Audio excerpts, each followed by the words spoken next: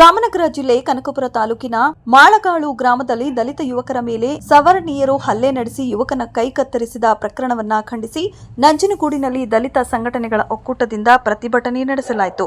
ನಂಜನಗೂಡು ನಗರದ ತಾಲೂಕು ಆಡಳಿತ ಭವನದ ಮುಂಭಾಗದಲ್ಲಿ ರಾಜ್ಯ ಸರ್ಕಾರದ ವಿರುದ್ಧ ಧಿಕ್ಕಾರದ ಘೋಷಣೆಗಳನ್ನು ಕೂಗಿ ಆಕ್ರೋಶ ವ್ಯಕ್ತಪಡಿಸಿದರು. ಹಲ್ಲೆ ನಡೆಸಿದ ವ್ಯಕ್ತಿಗಳ ವಿರುದ್ಧ ಕಾನೂನು ರೀತಿ ಕ್ರಮ ಕೈಗೊಂಡು ಅವರನ್ನ ಈ ಕೂಡಲೇ ಗಡೀಪಾರು ಮಾಡಬೇಕೆಂದು ಒತ್ತಾಯಿಸಿದರು. ದಲಿತ ಸಂಘಟನೆಗಳ ಒಕ್ಕೂಟದ ಗೌರವಾಧ್ಯಕ್ಷ ಕಾರ್ಯಬಸವಣ್ಣ ಹಾಗೂ ದಲಿತ ಮುಖಂಡ ಶಂಕರಾಪುರ ಸುರೇಶ್ ಮಾತನಾಡಿ ಸರ್ಕಾರದ ದಲಿತ ವಿರೋಧಿ ನೀತಿಯನ್ನ ತೀವ್ರವಾಗಿ ಖಂಡಿಸಿದರು. ಸ್ವಾತಂತ್ರ್ಯ ಬಂದು 75 ವರ್ಷಗಳೇ ಕಳೆಯುತ್ತಾ ಬಂದಿದ್ದರೂ ಕೂಡ ಜಾತಿ ವ್ಯವಸ್ಥೆ ಇನ್ನೂ ಜೀವಂತವಾಗಿದೆ. ರಾಜ್ಯದ ಉಪ ಮುಖ್ಯಮಂತ್ರಿ ಡಿಕೆ ಶಿವಕುಮಾರ್ ಅವರ ಕ್ಷೇತ್ರಕ್ಕೆ ಒಳಪಡುವ ರಾಮನಗರ ಜಿಲ್ಲೆಯ ಕನಕಪುರ ತಾಲೂಕಿನ ಮಾಳಗಾಳು ಗ್ರಾಮದ ಪರಿಶಿಷ್ಟ ಜಾತಿಯ ಅನಿಲ್ ಕುಮಾರ್, ಗೋವಿಂದರಾಜು, ಲಕ್ಷ್ಮಣ್ ಅವರ ಮೇಲೆ ಅದೇ ಗ್ರಾಮದ ಸವರ್ಣೀಯ ಜನಾಂಗದ ಹರ್ಷ, ಕರುಣೇಶ, ರಾಹುಲ್, ಶಿವ, ಶಶಾಂಕ್, ಸುಬ್ಬಾ, ದರ್ಶನ್ ಎಂಬುವವರು ದಲಿತ ಯುವಕ ಅನಿಲ್ ಕುಮಾರ್ ಎಂಬುವವನ ಕೈ ಕತ್ತರಿಸಿದ್ದಾರೆ. ಇನ್ನುಳಿದವರ ಮೇಲೆ ಹಲ್ಲೆ ನಡೆಸಿದ್ದಾರೆ. ಇದನ್ನು ನಾವು ತೀವ್ರವಾಗಿ ಖಂಡಿಸುತ್ತೇವೆ. ಈ ಘಟನೆಯ ಪ್ರಮುಖ ವ್ಯಕ್ತಿಯು ರೌಡಿಯಾಗಿದ್ದು ಈತನ ವಿರುದ್ಧ ಕ್ರಮ ಕೈಗೊಳ್ಳುವಲ್ಲಿ ಪೊಲೀಸ್ ಇಲಾಖೆ ಸಂಪೂರ್ಣವಾಗಿ ವಿಫಲವಾಗಿದೆ.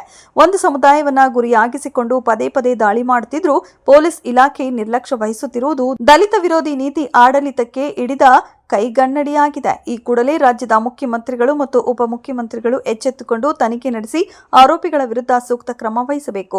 ಹಲ್ಲೆ ಮಾಡಿದ ಆರೋಪಿಗಳನ್ನು ಗಲ್ಲಿಗೇರಿಸಬೇಕು, ಗಡೀಪಾರು ಮಾಡಬೇಕು ಎಂದು ಆಗ್ರಹಿಸಿದರು. ತಹಶೀಲ್ದಾರ್ ಅವರ ಮೂಲಕ ಮುಖ್ಯಮಂತ್ರಿಗಳಿಗೆ ಮನವಿ ಸಲ್ಲಿಸಿದರು. ಶತಮಾನದಿಂದ ಕೂಡ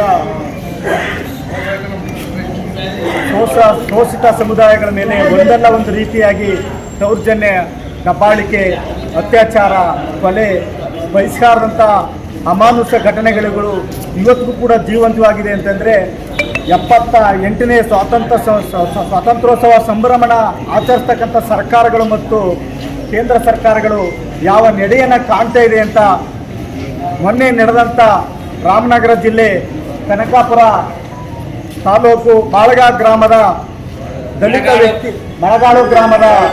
ದಲಿತ ವ್ಯಕ್ತಿಯ ಆಡ ಹಗಲಿನಲ್ಲಿ ಕೈ ಕಟ್ ಮಾಡುವ ಮೂಲಕ ತನ್ನ ಕ್ರೌರ್ಯವನ್ನು ಮೆರೆದಿರ್ತಕ್ಕಂಥದ್ದು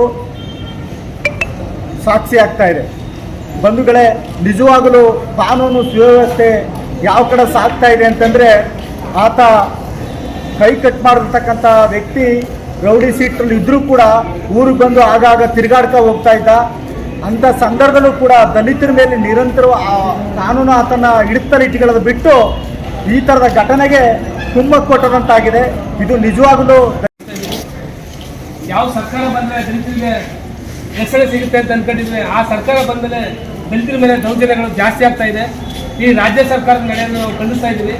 ರಾಜ್ಯ ಸರ್ಕಾರ ಒಂದು ಕಡೆ SC/ST ವಿಶೇಷ ಅನುದಾನಗಳನ್ನು, ಗ್ಯಾರಂಟಿ ಯೋಜನೆಗಳನ್ನು ಬಳಸ್ಕೊಂಡು ತಾರತಮ್ಯ ಮಾಡ್ತಾ ಇದೆ. ಇನ್ನೊಂದು ಕಡೆ ದಲಿತರ ಮೇಲೆ ಹಲ್ಲೆಗಳಾಗ್ತಾ ಇದ್ದಾವೆ. ಈ ರಾಜ್ಯ ಸರ್ಕಾರ ಕಣ್ಣು ಮುಚ್ಕೊಂಡು ಏನು ಮಾಡ್ತಾ ಇದೆ ಅನ್ನೋದು ಗೊತ್ತಾಗ್ತಾ ಇಲ್ಲ. ಈ ಕೂಡಲೇ ಏನು ರೌಡಿ ಸಿಡಿದಿದ್ದಾರೆ ಆರೋಪಿಗಳು, ಅವ್ರನ್ನ ಬಂಧಿಸಿದೆ ಅಂತ ನೆನ್ನೆ ಪತ್ರಿಕೆಯಲ್ಲಿ ನೋಡಿದ್ದೀವಿ. ಅವ್ರನ್ನ ಕಠಿಣ ಕಾನೂನು ಮುಖಾಂತರ ಗಲ್ಲಿಗೇರಿಸಬೇಕು, ಯಾವುದೇ ಮುಲಾಜಿ ಒಳಗಾಗದೆ ಅವ್ರಿಗೆ ರಕ್ಷಣೆಯನ್ನು ಕೊಡದೆ ಗಲ್ಲಿಗೇರಿಸಬೇಕು ಅಂತ ಈ ಮೂಲಕ ಒತ್ತಾಯ ಮಾಡ್ತಾ ಇದ್ದೀವಿ. ಹಾಗೆಯೇ ಅಲೆಮಾರಿಗಳು, ದಲಿತರು, SC/STಗಳು ಎಲ್ಲಿ ವಾಸ ಇದ್ದಾರೆ ಅವ್ರಿಗೆ ಸೂಕ್ತ ರಕ್ಷಣೆಯನ್ನು ಕೊಡಬೇಕು ನಮ್ಮ ಸರ್ಕಾರಗಳು. ಈ ನಿಟ್ಟಿನಲ್ಲಿ ಇವತ್ತು ಒಂದು ಸಾಂಕೇತಿಕ ಪ್ರತಿಭಟನೆಯನ್ನು ಮಾಡ್ತಾ ಇದ್ದೀವಿ. ರಕ್ಷಣೆಯನ್ನು ಕೊಡಬೇಕು, ಕೊಡಲಿಲ್ಲ ಅಂತಂದರೆ ಮುಂದಿನ ದಿನಗಳಲ್ಲಿ ಉಗ್ರವಾದ ಹೋರಾಟವನ್ನು ಮಾಡಬೇಕಾಯ್ತಂತೆ ಈ ಮೂಲಕ ಸರ್ಕಾರಕ್ಕೆ ಎಚ್ಚರಿಕೆಯನ್ನು ಕೊಡ್ತಾ ಇದ್ದೀವಿ. ಸಾವಿಗೀಡಾಗಿದೆ. ಹಾಗಾಗಿ ನಂಜನಗೂಡು ದಲಿತ ಸಂಘಟನೆ ಒಕ್ಕೂಟದಿಂದ ಮೊದಲನೇದಾಗಿ 1 ನಿಮಿಷಗಳ ಅವರ ಆತ್ಮಕ್ಕೆ ಶಾಂತಿ ಸಿಕ್ಕಲಿ ಅಂತ ಹೇಳಿ 1 ನಿಮಿಷಗಳ ಮೌನಾಚರಣೆ ಮಾಡಿ ಈ ಪ್ರತಿಭಟನೆಯ ಉದ್ದೇಶವನ್ನು ನಾವು ಮಾತಾಡಬೇಕಾಗಿದೆ. ಹಾಗೆ ದಯಮಾಡಿ ಎಲ್ಲ ಸಂಗಾತಿಗಳು 1 ನಿಮಿಷದ ಮೌನಾಚರಣೆಯನ್ನು ಮಾಡಬೇಕು.